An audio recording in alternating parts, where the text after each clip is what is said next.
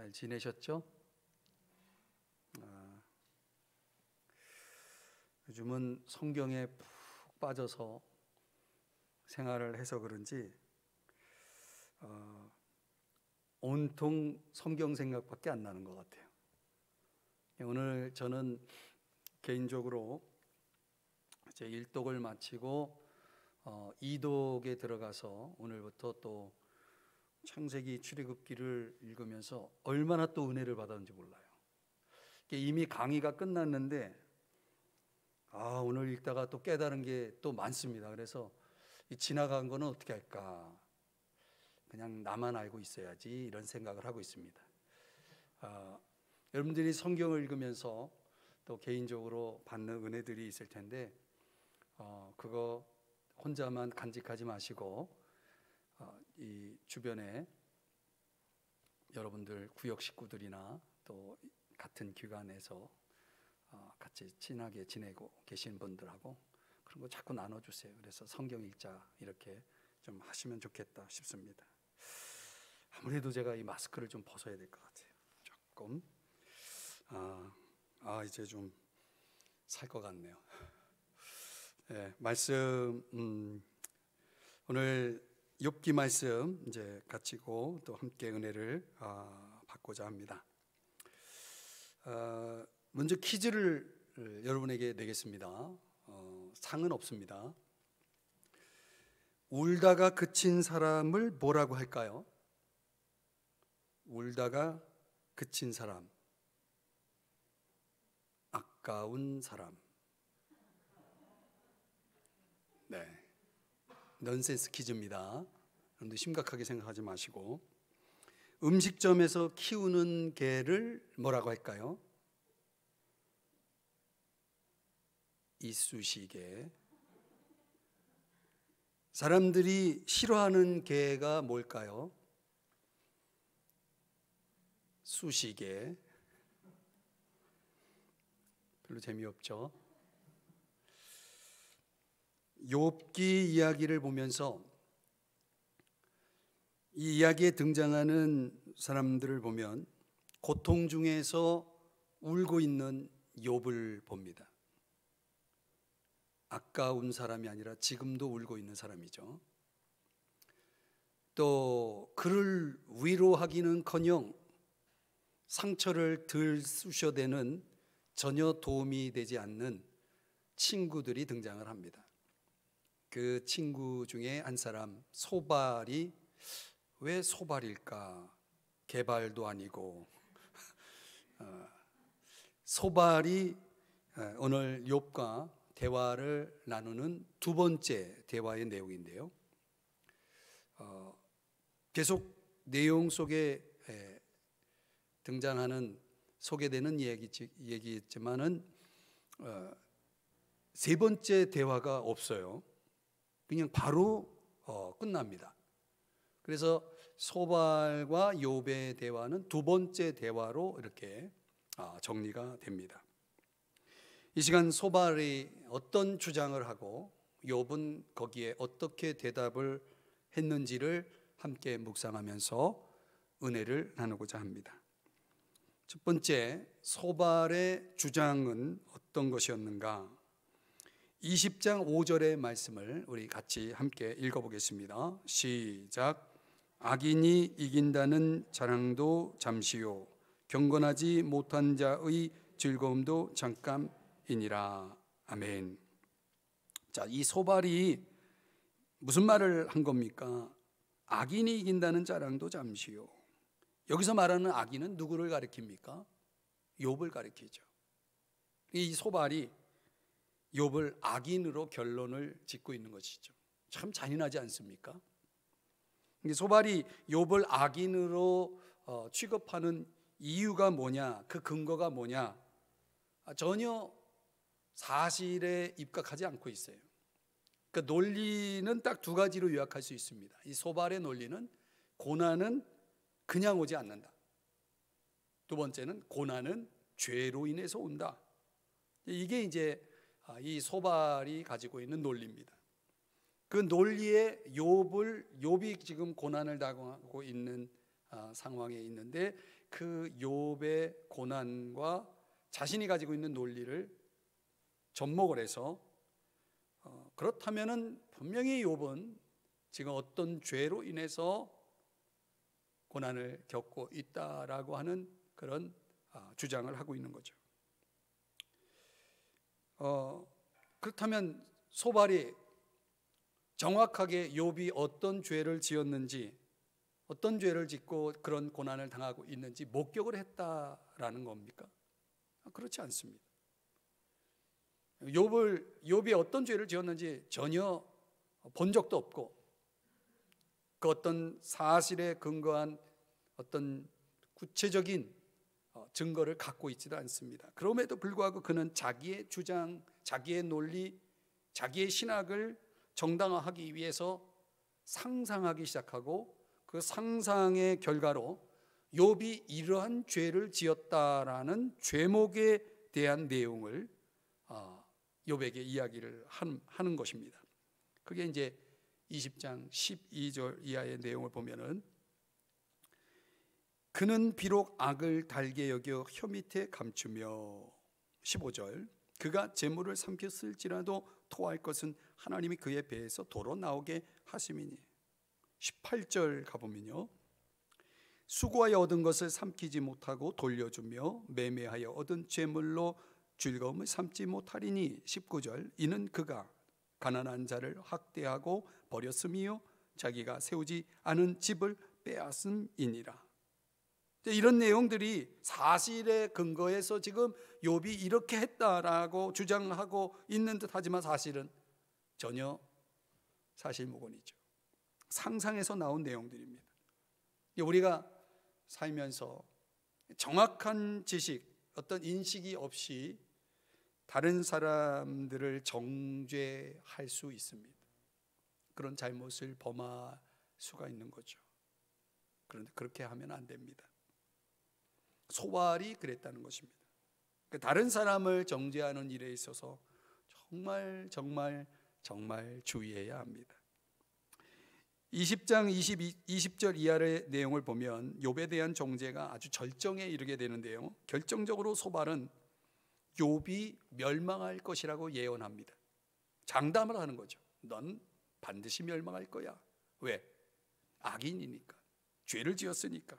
그래서 2장 20절에 보면은 그는 마음의 평안을 알지 못하니 그가 기뻐하는 것을 하나도 보존하지 못하겠고 22절은 여러분 같이 읽어볼까요? 시작. 풍족할 때에도 괴로움이 이르리니 모든 재난을 주는 자의 손이 그에게 임하리라. 무서운 저주죠 사실은. 또 27절에 또 가보면 하늘이 그의 죄악을 드러낼 것이요 땅이 그를 대항하여 일어날 것인즉 28절 그의 가산이 떠나가며 하나님의 진노의 날에 끌려가리라. 29절 다 같이 읽어요. 시작. 이는 악인이 하나님께 받을 분깃이요 하나님이 그에게 정하신 기업이니라. 이런 일이 있을 거라는 거예요. 이런 일이 있을 거라는 거예요. 예언이자 저주죠 사실은. 학자들은요 이 소발의 주장이 여기서 끝나지 않습니다. 사실은 지금 우리가 읽은 이 구절로 끝나는 것 같지만 그리고 이제 소발의 얘기는 없잖아요. 성경 어디에도 없습니다. 그런데 어떤 학자들은 소발의 이야기가 27장 속에 들어있다. 그게 어디냐? 13절, 27장 13절 이하 23절의 내용 속에 지금 29절, 그러니까 20장 29절에서 주장한 소발의 주장의 연장선에서 이런 이야기를 소발이 욥에게 했을 것이다. 그 내용이 13절 이하 23절의 내용의 주장이 소발의 주장과 너무나 일치하는 그런 맥락의 말씀이다라는 것이죠. 그래서 27장 13절 말씀 우리 한번 읽어보겠습니다. 시작.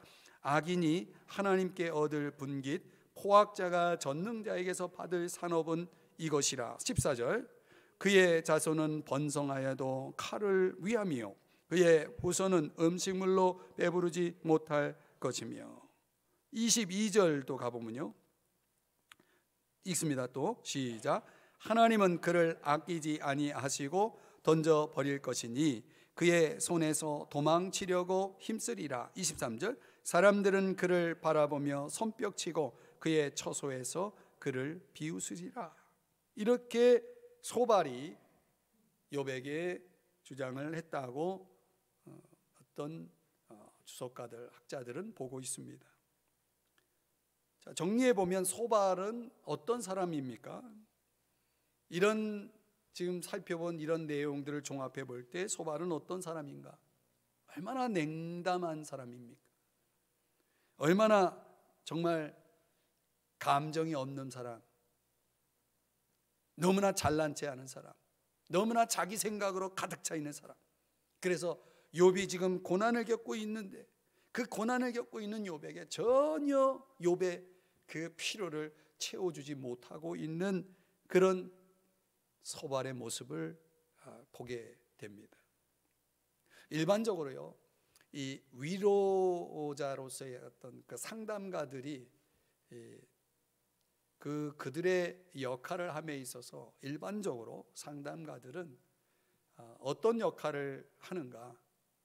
이제 그런 전문가의 이야기를 빌리자면은 위로를 하는 상담가에겐 세 가지 특징이 있다는 거예요. 그게 뭐냐? 첫 번째는 상대방에 대한 존중이 있다는 거예요. 존중을 한다는 거예요. 상대방을 존중한다. 물론 자기 자신도, 상담가 자기 자신도 연약하다는 거예요. 자기도 얼마든지 연약하다라고 하는 것을 인정하면서 그 상대방의 그 상담을 받는 그 상대방의 입장에 집중하면서 그를 충분히 존중하는 그런 존중의 마음이 첫 번째 특징이고, 두 번째는 뭐냐면 상당히 긍정적인 수용과 그 다음에 진정성 있는 돌봄을 제공한다는 것입니다. 긍정적인 수용이라는 게 있다는 거예요. 상대방을 이렇게 받아들이는 것, 품는 것, 이런 것들이 있다는 거죠. 그래서 세 번째 특징이 뭐냐면 이게 이제 제가 하고 싶은 이야기인데 공감이에요. 공감과 이해. 이 두 가지는 아주 비슷한 또 개념이라고 봅니다. 공감하고 이해하는 것. 그러니까 소발은요, 지금 말씀드린 그 세 가지 특징이 다 없는 사람이에요. 상대방에 대한 존중도 없고 상대방을 품는 긍정적으로 받아들이려는 그런 마음 태도도 없고 공감도 없고 이해도 없어요. 다 없어요. 이런 사람의 주장을 우리는 소발의 모습에서 보는 것입니다. 우리의 모습 속에 혹 소발과 닮아 있는 부분은 없습니까? 자, 거기에 대해서 욥은 어떤 대답을 했는지 21장의 내용과 그리고 좀 내용이 많습니다. 27장에서 31장까지 내용을 한꺼번에 좀 요약적으로 설명해 보겠습니다. 21장에서 욥은 소발이 주장한 거에 비교해서 정말 원인이 있고 결과가 있는 그런 차원의 원리를 반박합니다. 21장 7절의 말씀을 한번 보겠습니다. 같이 한번 또 읽어보겠습니다. 시작. 어찌하여 악인이 생존하고 장수하며 세력이 강하냐. 9절. 그들의 집이 평안하여 두려움이 없고 하나님의 매가 그들 위에 임하지 아니하며. 욥이 보니까 일반적으로는 뭡니까? 일반적으로는 심은대로 거둔다는 거 아니겠습니까? 그래서 소발의 주장은 너가 죄라는 원인 때문에 고통, 고난이라는 결과가 있는 거다. 지금 그 공식에 대입해서 지금 주장을 하고 있는 거잖아요. 그렇다면은 내가 볼 때에 악인이 생존하고 장수하고 세력이 강해지고 집이 평안하고 어떤 고난도 고통도 없는 그런 모습을 지금 욥이 이야기하면서 어떻게 이게 가능하냐는 거죠. 그러면 이건 원인과 결과의 그 원칙에 맞지 않다라고 하는 주장이죠. 반대로 오히려 이유 없이 의인이 고난을 받는 그런 경우도 있다라는 이야기를 하는 것입니다. 그러면서 욥은 어디까지 나가냐면 결국은 고난받는 의인도 있고 번성하는 그런 악인도 있는데 결국 이 둘 다 죽는다는 거예요. 21장 23절 24절의 말씀 한번 보겠습니다. 그 얘기를 여기서 하고 있습니다. 어떤 사람은 죽도록 기운이 충실하여 안전하며 평안하고, 24절 그릇에는 젖이 가득하며 그의 골수는 윤택하고, 그러나 결과 26절 다 같이요. 시작. 이 둘이 매 한 가지로 흙 속에 눕고 그들 위에 구더기가 덮이는구나. 그리고 21장 34절에서 이제 이런 결론을 내리는 겁니다. 다 같이 시작. 그런데도 너희는 나를 헛되이 위로하려느냐? 너희 대답은 거짓일 뿐이니라. 그러니까 이 친구들의 접근 방식이 완전히 거짓이라는 거예요. 잘못됐다는 거예요.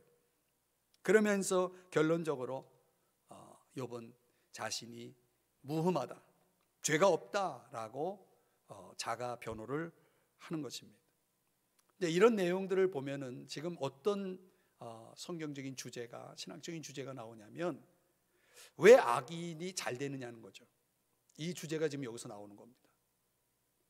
그러니까 욥이 소발의 주장에 반박하기 위해서 내놓은 근거가 뭐냐면 왜 악인이 번영하고 형통한 삶을 사느냐라고 하는 이 현실의 어떤 예를 가지고 지금 주장을 하고 있는 거죠. 악인의 형통에 대해서 깊은 고민에 빠진 갈등하는 한 시편 기자의 노래가 시편 73편에 등장합니다. 한번 볼까요? 나는 거의 넘어질 뻔하였고 나의 걸음이 미끄러질 뻔하였으니 이는 내가 악인의 형통함을 보고 오만한 자를 질투하였음이로다. 13절 내가 내 마음을 깨끗하게 하며 내 손을 씻어 무죄하다 한 것이 실로 헛되도다. 내가 이렇게 의롭게 사는 게 무슨 의미가 있느냐? 왜? 악인이 잘 되는데 저렇게 죄짓고 살아도 잘 되는 모습을 보면서 내가 이렇게 깨끗하게 산들 이게 무슨 의미가 있겠냐라고 하는 그런 고뇌를 지금 이 시편 기자가 73편에서 고백하고 있는 거죠. 그러면서 16절 17절에 가보면 내가 어쩌면 이를 알까 하여 생각한즉, 깊이 고민하는 거죠. 그것이 내게 심한 고통이 되었더니, 17절은 같이 읽어봐요. 17절 28절 시작. 하나님의 성소에 들어갈 때에야 그들의 종말을 내가 깨달았나이다. 28절 하나님께 가까이함이 내게 복이라. 이런 고백을 하고 있어요. 정말 시편을 읽을 때 제가 이 73편에서 아주 큰 은혜를 받았는데요, 오늘 이 말씀을 읽으면서 또 제 마음속에 큰 위로가 됩니다. 성소에 들어가서 하나님 앞에 기도하면서 하나님이 깨닫게 하시는 거죠. 저들이 잘 되는 게 아니야. 지금은 당장 잘 되고 있는 것 같지만 잘 되고 있는 게 아니야. 저들의 형통은 종말엔 이렇게 될 거야. 이걸 깨닫게 하신 거죠. 그러면서 이 시편 기자가 내린 결론이 뭡니까? 하나님을 가까이 함이 복이구나라는 것을 깨닫게 된 거죠. 욥은 아직 이 시편 기자가 깨닫는 데까지의 경지에 도달하지 못하고 있어요. 지금 욥은 상당히 심각합니다. 왜 악인이 형통하느냐, 왜 의인이 고통을 받느냐, 이 문제를 가지고 지금 욥은 아직 답을 얻고 있지 않습니다. 신학적으로 보면요, 오늘날에 여기에 대한 분명한 답을 가지고 있는 사람이 오늘 우리 믿는 사람들 안에서도 그런 사람이 있습니까? 확실히 여러분들이 이 답을 알고 있습니까? 왜 악인이 형통하고 의인이 고통을 받는지 아십니까? 이 교회사에 보면 이 문제를 가지고, 이 주제를 가지고 많은 사람들이 논쟁을 벌여왔어요. 사실은 그런 논쟁 속에 등장한 어떤 신학 이론이 신정론이라는 거예요. 신정론. 하나님이 어떤 정한 무엇이 있다는 거죠. 왜 이 세상에는 이렇게 악이 형통하고 잘 되는가라는 이 부분을 가지고 2세기의 이레니우스라고 하는 사람은 하나님의 형상이 파괴됨으로 인해서, 죄로 말미암아 하나님의 형상이 파괴됨으로 말미암아 하나님은 그 형상을 회복하기 위해서 불가피하게 뭐를, 이런 시련이라는, 고난이라는 이런 도구를 통해서 단련의 과정을 밟게 하셨다. 그래서 의인이 고통을 받는 것이다. 이렇게 이제 설명을 했습니다. 4세기의 어거스틴은 오히려 강조점을 세상에다 둡니다. 세상이 타락했기 때문에, 세상이 어둡기 때문에 벌어지는 일이다. 왜 악인이 잘 됩니까? 세상이 잘못됐기 때문이다. 이런 주장을 펴게 되죠. 여러분, 그런데요, 정말 어려움 가운데 빠져 있는 사람을 놓고, 왜 어려우냐를 놓고 이런 신정론을 논하고 신학적인 논쟁을 편다는 게 그 당사자에게 도움이 됩니까? 나는 지금 힘들어 죽겠는데, 나는 지금 고통스러운데, 이 고통의 원인이 뭐냐라는 그 논쟁이 고통을 겪고 있는 그 당사자에게 당장 도움이 되냐는 거죠. 전혀 도움이 안 되는 거예요. 자기의 고통을 가지고 논쟁의 어떤 거리로, 이야기거리로 삼는다는 것은 어떻게 보면 그 당사자에게는 굉장히 비참한 거죠. 그래서 우리가 성경을 논할 때도, 여러분 정말 힘들고 어려운 사람 앞에서 성경을 너무 고상하게 논하지 마세요. 별로 상대방에게 은혜가 안 됩니다. 중요한 거는요, 인간의 고통의 문제를 하나님의 어떤 의, 선함, 능력, 지혜, 이런 것과 연결시켜서는 안 된다는 거예요. 이건 확실히 중요한 겁니다. 내가 지금 고통 속에 있다는 것과 하나님의 어떤 선하심의 문제, 능력의 문제, 지혜의 문제와 연결시켜서 본다 그러면 심각한 딜레마에 빠지게 되는 거죠. 우리가 믿는 하나님이 이상해지는 겁니다. 그래서 한 신학자는 이런 주장을 하죠. 그러니까 우리가 겪고 있는 모든 문제는 십자가 앞에서 해석되어야 된다. 저는 신학자지만 그 말이 굉장히 저에게는 큰 빛처럼 다가옵니다. 십자가 앞에서 해석되어야 되는 것. 모든 우리의 상황들은, 우리의 현실들은 십자가 앞에서 해석되어야 된다. 그 십자가를 잘 설명해 준 말씀이 어디냐? 로마서 말씀인데 한번 보겠습니다. 로마서 말씀. 자, 5장 8절의 말씀인데, 우리가 잘 아는 말씀이지만 같이 한번 또 읽어보겠습니다. 시작. 우리가 아직 죄인 되었을 때 그리스도께서 우리를 위하여 죽으심으로 하나님께서 우리에게 대한 자기의 사랑을 확증하셨느니라. 여기서 중요한 단어가 확증하셨다는 거예요. 하나님이 나를 사랑하시는가? 예, 물론입니다. 내 상황과 상관없이 하나님은 나를 사랑하신다는 것을 확증하셨다는 거예요.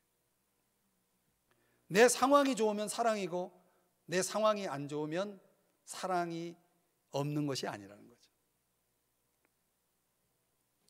로마서 8장 32절의 말씀도 한번 보겠습니다. 다 같이 읽어봅니다. 시작. 자기 아들을 아끼지 아니하시고 우리 모든 사람을 위하여 내주시니가 어찌 그 아들과 함께 모든 것을 우리에게 주시지 아니하겠느냐. 아멘. 아멘입니다. 그렇다면 여러분, 그 십자가, 자기 아들을 내어주신 그 십자가의 사랑 앞에서 주님이 뭐가 아까워서, 뭐가 부족해서 우리에게 어떤 고난을 허락하셨는가? 그것을 통해서 주님이 뭘 얻겠다고 그런 고난을 허락하셨겠는가? 우리가 이제 신학적인 그런 차원에서, 그런 논쟁의 차원에서 그것을 가지고 이야기를 한다고 했을 때 십자가 앞에서는요 설명이 필요 없는 거죠.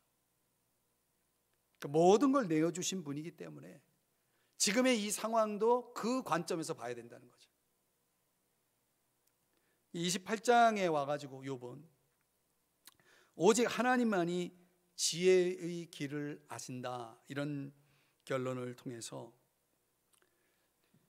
그런 차원에서 보면 친구들이 말하고 있는 그런 모든 논리는 한계가 있다, 그건 정답이 될 수 없다라고 하는 이야기를 하고 있습니다. 28장 23절 말씀이에요. 하나님이 그 길을 아시며 있는 곳을 아시나니. 하나님은 아실 거라는 거죠. 28절은 다 같이 읽습니다. 시작. 또 사람에게 말씀하셨도다. 보라, 주를 경외함이 지혜요 악을 떠남이 명철이니라. 너무나 명명백백한 분명한 하나님의 계시죠. 억울한 고난 중에 있을 때에 분명히 해야 할 것은 뭡니까? 하나님의 지혜를 구하는 거죠. 하나님의 지혜를 발휘하는 거죠. 그 안에서 우리가 끝까지 인내해야 할 필요가 있다라고 하는 것입니다. 28장에서는 그런 이야기, 지혜의 이야기가 있습니다. 다음 주에 엘리후 얘기를 하면서 이 지혜의 이야기는 다시 또 여러분에게 이야기를 해보겠습니다. 29장서부터 31장까지는 욥이 이제 소바알뿐만 아니라 빌닷과 엘리바스 이 세 명의 친구들을 다 묶어서 마지막으로 긴 답변을 내놓는 것으로 그렇게 정리가 됩니다. 29장에서는 욥이 과거에 어떤 행복을 누렸는지를 소개하는 내용입니다. 지금 너무 힘들면 우리가 옛날을 많이 생각하잖아요. 그때가 참 좋았는데 2019년이 좋았는데 지금 너무 힘드니까 코로나 이전으로, 그죠? 우리가 현실이 너무 힘들면 과거를 많이 생각하게 됩니다. 욥도 지금 그런 거예요. 자신이 고아와 과부와 가난한 자를 얼마나 잘 도와줬고 심지어 모르는 사람의 송사까지도, 억울한 일까지도 내가 도와줬고 정말 많은 사람들이 자기를 존경했다라는 이야기를 하고 있습니다. 29장 25절의 말씀을 보면요, 내가 그들의 길을 택하여 주고 으뜸되는 자리에 앉았나니. 욥의 과거는 대단한 인기, 명예, 존경, 모든 걸 다 안고 있었던 사람이었다는 거죠. 이랬던 욥이 30장에서는 현재 지금 나는 아주 비참해졌다, 아주 불행해졌다, 이제 사람들의 조롱거리가 되었다. 30장 1절에서 8절 내용을 보면 그런 내용들이 나와요. 내가 지금 고통의 밤을 보내고 있다. 16절에서 19절의 말씀의 내용을 종합하면 그런 내용입니다. 고통의 밤을 보내고 있다. 밤이 싫은 거예요. 너무 고통스러운 밤이기 때문에. 거기에다가 하나님까지도 침묵하고 계시다. 30장 20절 말씀입니다. 읽어봅니다. 시작. 내가 주께 부르짖으나 주께서 대답하지 아니하시오며 사람들로부터는 조롱거리요 몸은 고통의 연속이지 하나님은 침묵하고 계시지. 도대체 욥에게 있어서 희망은 없는 그런 현재를 지금 욥이 보내고 있음을 30장에서 이야기를 합니다. 31장에 넘어와서 욥이 지금까지 자신이 살아오면서 이렇게 자신이 고난을 겪어야 할 만한 어떤 잘못, 어떤 죄악이 있었느냐 돌아보면서 나는 그런 삶을 전혀 살지 않았다, 이런 이야기를 하면서 스스로를 변호하는데요, 이게 특이한 거는 31장을 읽다 보면 만일이라는 단어가 계속 반복됩니다. 우리말 성경에는 12번 나오는데 영어 성경에는 15번 나와요. 가끔 여러분 성경을 읽을 때 다른 번역본을 함께 이렇게 비교해 가면서 읽어보는 것도 상당히 깊은 은혜를 경험할 수 있는 방법 중에 하나입니다. 다른 영어 성경 번역본에 보니까는 15번 if라는 단어가 나옵니다. 만일 그리 하였더라면, 내가 만약 그렇게 했더라면, 이런 이야기를 계속 하고 있는 것을 볼 수 있어요. 그런 걸 통해 가지고 자신의 도덕적 완전성을 이야기를 합니다. 내가 그런 사람이다라는 이야기를 하고 있습니다. 31장의 내용을 크게 세 부분으로 나누면 1절서부터 12절까지는 개인적으로 자신이 얼마나 정의로웠는지, 얼마나 정의롭고 얼마나 자비롭게 살았는지를 이야기를 합니다. 31장 13절에서 23절은 그런 차원에서 자신의 어떤 그 무흠한 이런 모습들, 자신이 정말 어떤 모습으로 잘 살아왔는지를 계속 또 이야기를 합니다. 이웃과의 관계 속에서 설명해 나가고 있습니다. 31장 24절에서 40절의 말씀에 보면은 하나님과의 관계 속에서 그가 정말 온전한 삶을 살았다라는 그런 내용으로 쭉 또 소개가 됩니다. 31장에서 보면은 개인적인 차원에서 이웃과의 관계에서, 하나님과의 관계에서, 한마디로 말하면 그는 정말 순수하고 정말 정결하고 정말 자비롭고 정의로운 그런 삶을 살았다라고 하면서 그는 31장 35절에서 하나님 앞에 이렇게 호소를 하고 있습니다. 세 번역으로 한번 읽어보겠습니다. 다 같이 시작. 내가 한 이 변명을 들어줄 사람이 없을까? 맹세코 나는 사실대로만 말하였다. 이제는 전능하신 분께서 말씀하시는 대답을 듣고 싶다. 여러분, 제가 이제 많은 성경의 내용을 우리가 다 같이 읽어보고 살펴보진 않았지만 제가 요약해드린 내용들을 다 여러분 들으시면서 어떤 생각이 듭니까? 이런 욥이라면 정말 더 이상 온전할 수 없죠. 지금 이렇게 인생을 살아가는 사람들이 우리 주변에 있다면 얼마나 존경스러운 사람입니까? 얼마나 온전한 사람입니까? 31장의 이 언급을 보면서 저는 욥기 1장 1절이 생각이 났습니다. 과연 욥은 이러한 사람이었구나. 욥의 시험이 있기 전 성경은 욥을 이렇게 소개를 했다는 거죠. 한번 같이 읽어볼까요? 시작. 우스 땅에 욥이라 불리는 사람이 있었는데 그 사람은 온전하고 정직하여 하나님을 경외하며 악에서 떠난 자더라. 악에서 떠난 자더라. 근데 여기서 핵심은 뭡니까? 하나님을 경외했기 때문에 악에서 떠난 거예요. 욥이 어떻게 이 31장에서 나열하고 있는 29장, 30장, 31장에서 이야기하고 있는 이 모든 것들을 종합해 볼 때 욥이 어떻게 이런 삶을 살아낼 수 있었을까? 그것은 그가 하나님을 경외하고 있었기 때문이다. 그 바탕에 하나님에 대한 경외심이 있었기 때문이다. 거기서 모든 게 나온 것입니다. 그가 진정으로 악에서 떠나고 정말 하나님과 사람 앞에 정직하게 살 수 있었던 그 삶의 밑바탕에는 하나님에 대한 경외심이 있었던 거죠. 하나님을 두려워하는 그런 마음이 있었기 때문에 그 불꽃 같은 눈으로 하나님이 보고 계시는데, 어디에나 하나님이 계시는데 내가 어떻게 악을 행할 수 있는가? 이게 욥의 자세, 욥의 마음이었다는 것입니다. 그렇게 해서 그는 하나님 앞에서의 삶을 그렇게 온전하게 당대에 정말 온전한 하나님을 경외하는 사람으로 살았던 것이죠. 오늘 저와 여러분은 어떤가요? 하나님 앞에서 우리는 진정 하나님을 경외하며 살고 계시나요? 하나님을 두려워하시나요? 존 칼빈 종교개혁자 이야기 가운데 우리가 잘 아는 내용은 평생 그의 삶의 모토가 코람데오 해서 하나님 앞에서라고 하는 그런 삶의 슬로건을 가지고 목표를 가지고 살았다는 것 우리가 잘 알고 있습니다. 사실은 우리 모두의 삶이 그런 모습이어야 되겠죠. 제가 오늘 창세기를 읽으면서 특별히 요셉의 삶을 다시 한번 쭉 조명해 보면서 묵상해 보면서 깨달은 게, 욥의 인생이 바로 코람데오의 인생이었다.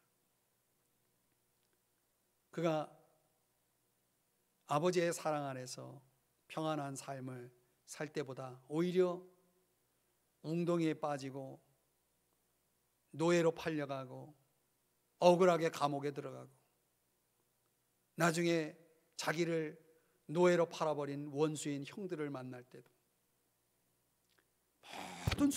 모든 순간에 요셉은요 계속 하나님을 앞세웁니다. 하나님이 하셨다. 하나님이 이렇게 하셨다. 하나님이 이렇게 하셨다는 거예요. 제가 그거를 요셉의 그 고백을 쭉 추적하면서 성경을 쭉 읽어보니까요, 요셉을 다시 보게 되었습니다. 요셉을 다시 깨닫게 되었습니다. 사랑하는 여러분, 오늘 저와 여러분도 우리의 인생이 하나님 앞에 설 때 하나님이 하신다는 이런 의식을 가지고 살아갈 때에 저와 여러분의 삶에 얼마나 놀라운 일들이 일어나겠습니까? 요셉에게 그런 신앙, 그런 삶의 자세가 요셉에게 하나님의 초자연적인 인도를 경험하는, 희한하게 요셉이 가는 곳마다 하나님이 따라가 다니세요. 오히려 하나님이 그의 인생을 이끄는 것보다는 그가 가는 곳에 하나님이 졸졸졸 따라다니면서 욥을 도우시는 걸 봐요. 하나님이 나를 따라다니시네. 이 얼마나 참 놀라운 삶입니까? 욥이 책임져, 이 요셉을 하나님이 책임져 주시는 거죠.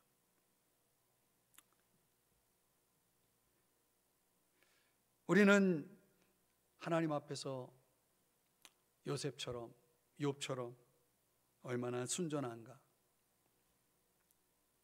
과연 마귀가 욥의 그 어떤 조금의 흠이라도 찾아내고자 하나님과의 대결을 치르면서 계속 욥을 넘어뜨리려고 하잖아요. 요셉에게도 그런 일들이 많이 일어납니다. 그럴 때마다 누구라도 어떤 흠을 잡지 못하고 하나님도 인정할 만한 그런 삶을 보여주고 있는 모습을 보면서 저는 그런 생각을 해봅니다. 오늘날 우리 신앙인들의 삶이 이와 같아야 하지 않겠는가? 오늘 나의 삶이 이와 같아야 하지 않겠는가? 이런 삶을 사모하고 이런 삶을 살기 위해서 노력해야 하지 않는가? 이런 생각을 하는 거죠. 그래야 그런 사람을 보면서 하나님이 영광을 받으시고 교회가 영향력을 발휘할 수 있고 그런 거죠. 그래서 오늘 본문 말씀 속에서 저는 크게 두 가지를 적용해 보고 싶습니다. 소발의 모습 속에서 적용하고 싶은 것은 이웃을 판단하는 죄를 범하지 말라는 것입니다. 오히려 이웃을 판단하기보다는 이웃을 돌아보고 참으로 공감하고 이해하면서 위로하는 그런 성도로 살자는 거죠. 고린도후서의 1장 3절 4절에 보면 찬송하리로다 그는 우리 주 예수 그리스도의 하나님이시요 자비의 아버지시요 모든 위로의 하나님이시며 우리의 모든 환난 중에서 우리를 위로하사 우리로 하여금 하나님께 받는 위로로서 모든 환난 중에 있는 자들을 능히 위로하게 하시는 이시로다. 모든 환난 중에 있는 자들을 위로할 수 있는 위로가 채워져 있는 사람들, 준비되어 있는 사람들, 그런 사람이 바울이었잖아요. 그런 사람이 저와 여러분이 되어야 된다는 거죠. 또 하나의 적용은 내가 어떤 곤란을 겪고 있을지라도 인내하자라는 것입니다. 인내하자. 내 아이의 곤란에 대해서 하나님이 침묵하실지라도 그 침묵은 하나님이 나에 대한 무관심이 아니라는 거죠. 나에 대한 어떤 미움도 아니라는 거죠. 욥기 23장 10절 말씀에 그러나 내가 가는 길을 그가 아시나니 그가 나를 단련하신 후에는 내가 숨군같이 되어 나오리라. 너무나 잘 아는 말씀이죠. 우리가 그렇게 믿자는 거예요. 야고보서 5장 11절 말씀에 보면 보라 인내하는 자를 우리가 복되다 하나니 너희가 욥의 인내를 들었고 주께서 주신 결말을 보았거니와 주는 가장 자비하시고 긍휼히 여기시는 이시로다. 보지 않았느냐? 욥의 결말을 보지 않았느냐? 내가 지금 곤란 중에 있다. 그렇다면 욥처럼 그의 결말을 보았다면, 알았다면 욥처럼 인내하자는 거죠. 그게 복이라는 거죠. 히브리서 12장 10절에는 더 메시지 번역으로 참 좋은 말씀이 있습니다. 이 말씀 한번 같이 읽어봐요. 시작. 하나님께서는 진정으로 우리에게 최선이 되는 일을 하고 계시며 우리를 훈련시켜 하나님의 거룩하심을 따라 최선을 다해 살아가도록 하십니다. 아멘. 최선이 되는 일을 하고 있는 거예요. 지금 하나님이 내 어떤 상황에서, 내가 이해할 수 없는 어떤 상황에서도 주님은 최선의 일을 하고 계시는 거죠. 그러니까 우리도 최선을 다해서 살아가야 된다는 얘기를 히브리서 12장 10절에서 하고 있습니다. 사랑하는 여러분, 그래서 오늘 이 소발과 욥의 대화 속에서 더 압축 요약을 하면은 우리는 다른 사람에 대해서는 위로의 사람이 되자는 것입니다. 하나님과 나에 대해서는, 그런 관계 속에서는 인내의 사람이 되자는 것입니다. 그렇게 살자는 거예요. 그러면 좋은 결과가 있을 거라는 거예요. 그게 이제 오늘의 이 말씀의 이야기 속의 결론입니다. 좋은 결과가 있을 것이다. 내가 이웃을 위로할 수 있다면, 내가 하나님과의 관계 속에서, 나 자신과의 관계 속에서 인내할 수 있다면 좋은 결과가 있을 것이다. 좋은 결말을 볼 것이다. 그러니 속단하지 말고 조급해하지도 말고 조금만 더 인내하라는 것이죠. 기도하겠습니다.